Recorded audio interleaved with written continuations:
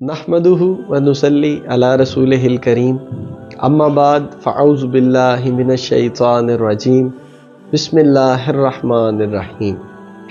मोहतरम नाज़रीन व सामईन, मेरी तरफ से और टीम राह हिदायत की तरफ से आप सबको अस्सलामु अलैकुम।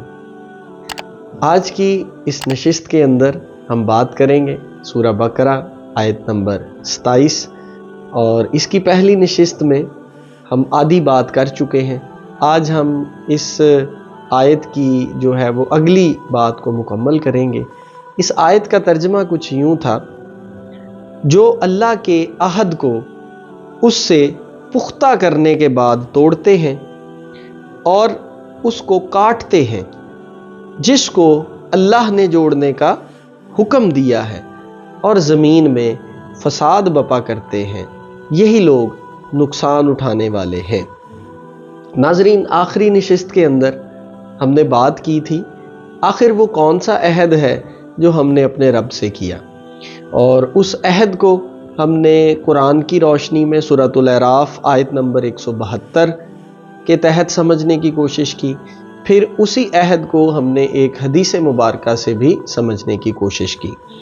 आज हम समझेंगे कि आखिर हम उस अहद को काट कैसे रहे हैं जिसको अल्लाह ने जोड़ने का हुक्म दिया है, और फिर हम अपनी ज़मीन में फसाद भी बपा कर रहे हैं, और अल्लाह कह रहा है कि यही लोग दर हकीकत कौन है? नुकसान उठाने वाले हैं।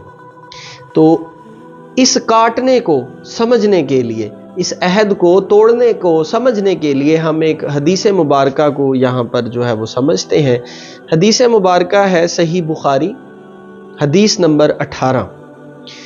रसूलुल्लाह सल्लल्लाहु अलैहि वसल्लम के पास कुछ सहाबा बैठे थे, और आप सल्लल्लाहु अलैहि वसल्लम ने उन सहाबा से 6 चीज़ों पर बैत ली, 6 चीज़ों पर अहद लिया। वो 6 चीज़ें क्या हैं?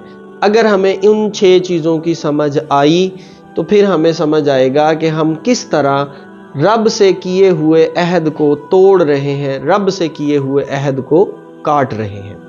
अब वो 6 चीज़ें हैं क्या?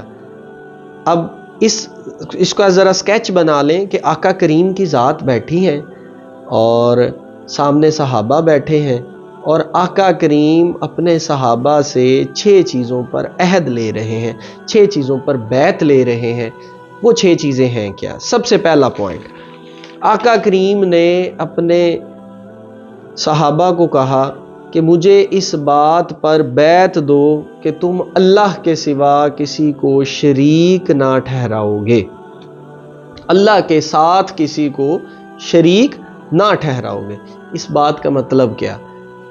अगर आप अपने वजूद की ज़मीन पर तवज्जो डालें तो आपका जो दिल है, मोमन का जो दिल होता है, अल्लाह की ज़ात उस दिल में रहती है।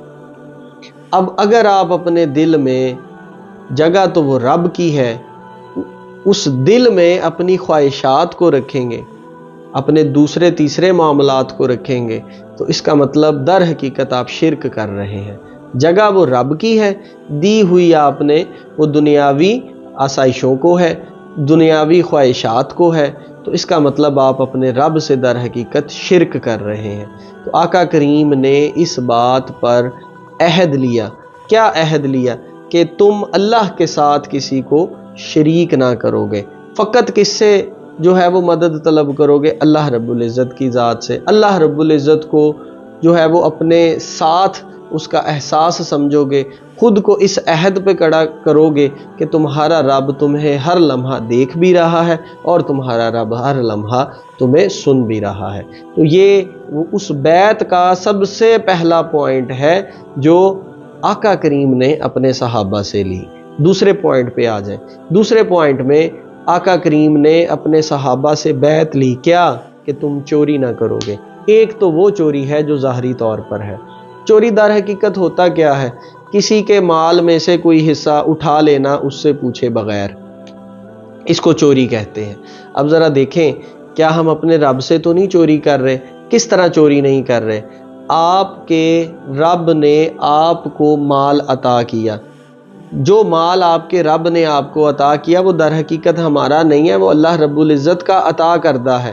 ہم اس کے مال میں سے اسی کو واپس کچھ ریٹرن کرنے پر کیا کرتے ہیں، ہماری سوچ میں بد نیتی آ جاتی ہے، ہم اس کو واپس نہیں کرتے۔ اس کا مطلب ہم اس کے دیے ہوئے مال میں سے پورا جو اس کا حصہ بنتا ہے اس کو واپس نہیں دیتے، اس کے ساتھ تجارت نہیں کرتے، ہم یہاں پر چوری کر رہے ہیں۔ اللہ رب العزت نے جو صحت اور تندرستی مجھے عطا کی ہے، تو مجھے تو چاہیے کہ اس صحت اور تندرستی کی حالت میں میں اس کا پیغام آگے لوگوں تک مزید پہنچاؤں۔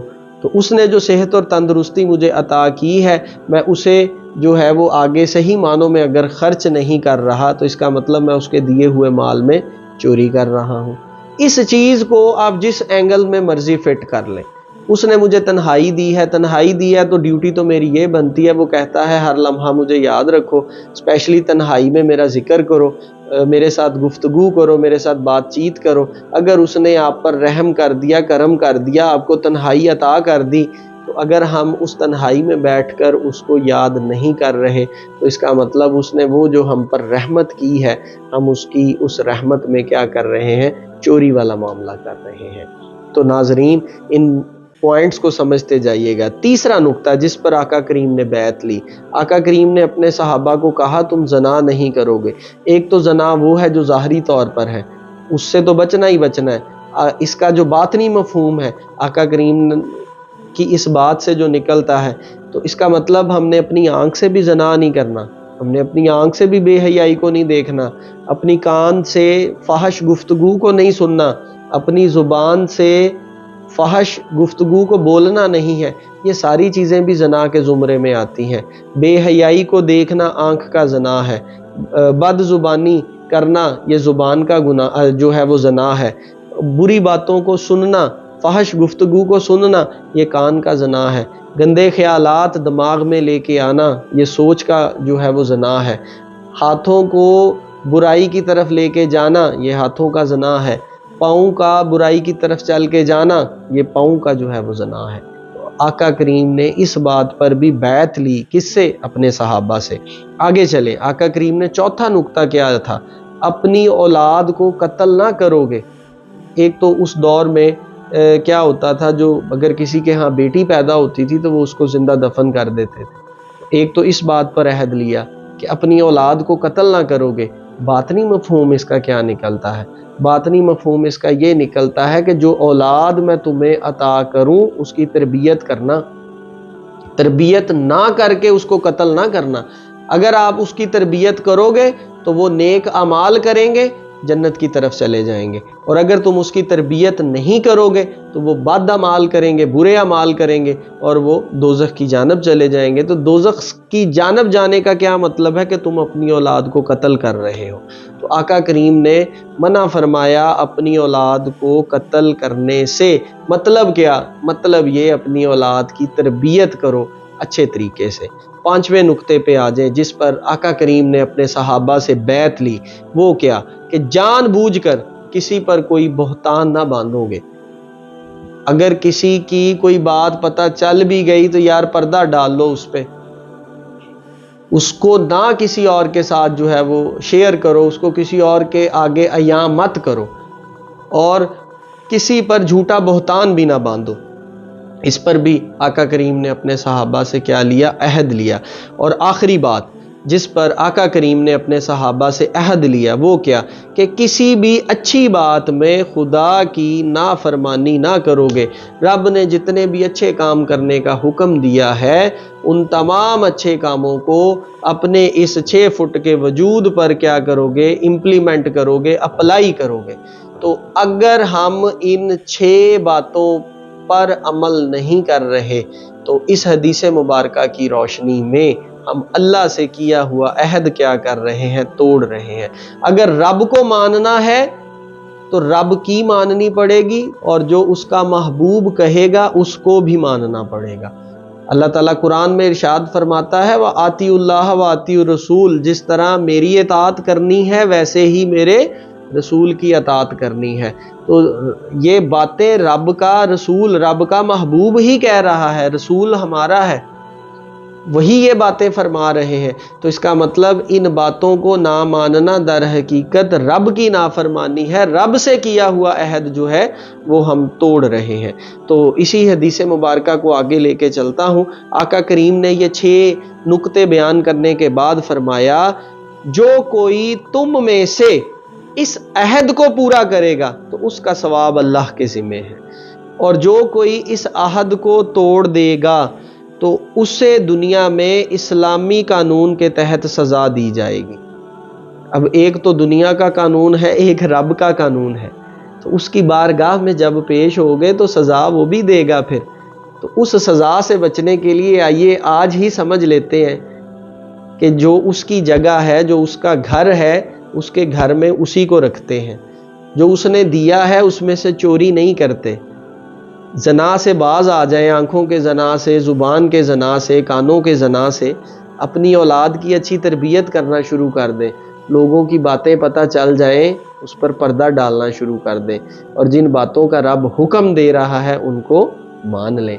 آج اگر ہم ان باتوں کو مان لیں گے تو اس دن ہمیں شرمندگی کا سامنا نہیں کرنا پڑے گا، ہم سر اٹھا کے جو ہے وہ آقا کریم کی بارگاہ میں عاجزی سے پیش ہوں گے، نہ کہ شرمندگی سے پیش ہوں گے۔ اور آخری بات آقا کریم نے جو فرمائی، آقا کریم نے فرمایا اگر کوئی بندہ باز نہیں آتا تو اس کا پھر کیا ہوگا؟ مطلب وہ ان چیزوں میں مبتلا ہو جاتا ہے، وہ اب اللہ کے ساتھ کسی کو شریک ٹھہرانے سے باز نہیں آتا، چوری کرنے سے باز نہیں آتا، زنا کرنے سے باز نہیں آتا، اپنی اولاد کو قتل کرنے سے باز نہیں آتا، بہتان لگانے سے باز نہیں آتا، اور خدا کی نافرمانی کرنے سے باز نہیں آتا۔ تو آقا کریم فرما رہے ہیں تے پھر او جانے تے رب جانے، رب چاہے تے پاواں انہوں پھر بھی معاف کر دے۔ تو آپ یہ دیکھیں کہ آپ کا رب کتنا غفور و رحیم ہے، وہ پھر بھی آپ کو معاف کر دے گا، لیکن کیوں نہ ہم خود ہی باز آ جائیں۔ تو اس حدیث مبارکہ کو سمجھیں، ہم اپنے رب سے یار ایک عہد کر کے آئے ہیں، ایک وعدہ کر کے آئے ہیں، اور اس وعدے کو توڑے نہ۔ تو اگر ہم اس وعدے کو توڑیں گے تو در حقیقت اس وعدے کو توڑنا کیسا ہے؟ اس وعدے کو توڑنا یہی ہے کہ ہم اپنے اس وجود کی زمین میں کیا کر رہے ہیں؟ فساد بپا کر رہے ہیں۔ تو اگر آپ زنا کرو گے تو اس کا تعلق بھی آپ کے وجود کے ساتھ ہے، جو رب کا گھر ہے اس گھر میں کسی اور کو ٹھہراؤ گے، یہ بھی میں اپنے وجود کی زمین پہ فساد بپا کر رہا ہوں۔ میں چوری کروں گا، یہ بھی میں اپنے وجود کی زمین پر فساد بپا کر رہا ہوں۔ در حقیقت جتنے بھی معاملات ہیں، اگر میں یہ معاملات کروں گا، نقصان کس کا؟ نقصان میرا ہی۔ اللہ رب العزت قرآن پاک میں جگہ جگہ پر اشارے دے کر اپنے بندے کو سمجھا رہا ہے، احادیث کے ذریعے، اپنے محبوب کے ذریعے اس نے آپ کو جگہ جگہ پر اشارے دیے، چیزوں کو سمجھانے کی کوشش کی۔ میری آپ سے گزارش ہے خدارا ان چیزوں کو سمجھیں۔ اللہ تبارک و تعالی قرآن میں حکم دیتا ہے کہ اس قرآن کو ٹھہر ٹھہر کر پڑھو، غور و فکر کرو، مگر افسوس ہمارے پاس وقت ہی نہیں ہے۔ ہم اس قرآن کو وقت دیں گے، اس کے بارے میں سوچیں گے تو وہ ہماری مدد کرے گا۔ جب تک پہلا قدم ہم خود نہیں اٹھائیں گے، رب ہماری مدد نہیں کرے گا۔